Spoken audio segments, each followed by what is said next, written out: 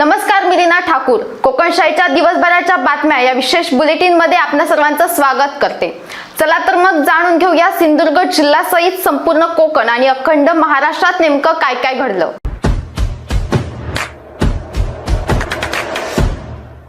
सिंधुदुर्ग जिल्ह्यातील वेतन श्रेणीस पात्र असलेल्या 78 प्राथमिक पदवीधर शिक्षकांना सुधारित पद व वेतन श्रेणी द्यावी या मागणीसाठी महाराष्ट्र राज्य प्राथमिक शिक्षक समिती सिंधुदुर्गच्या वतीने आज जिल्हा परिषदेसमोर धरणे आंदोलन छेडण्यात आले.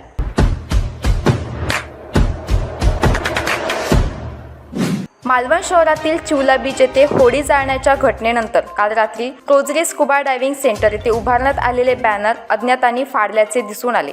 या घटनेमुळे स्थानिकांनी तीव्र संताप व्यक्त केलाय.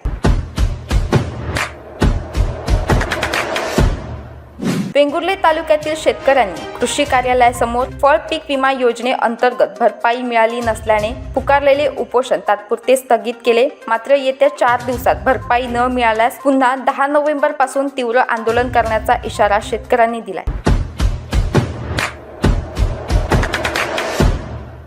कणकवलीत शिवप्रतिष्ठान कोळोशीच्या 7व्या वर्धापन दिनानिमित्त विविध सामाजिक उपक्रम राबवण्यात आले. यावेळी कोळोशी ते नांदगाव पर्यंत प्लास्टिक कचरा गोळा करून त्याची विल्हेवाट लावून प्लास्टिक मुक्तीचा संदेश देण्यात आला.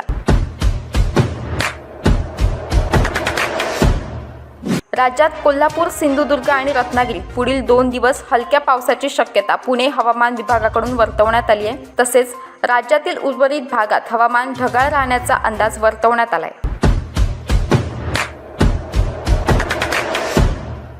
याबरोबरच कोकणशाहीच्या दिवसभराच्या बातम्यांमध्ये इथेच थांबतोय. पण तुम्ही मात्र दिवसभराचे अपडेट्स आणि ताज्या घडामोडी जाणून घेण्यासाठी कोकणशाहीचं YouTube चॅनल सबस्क्राईब करा, फेसबुक पेज लाईक करा आणि Instagram पेजला फॉलो करायला विसरू नका.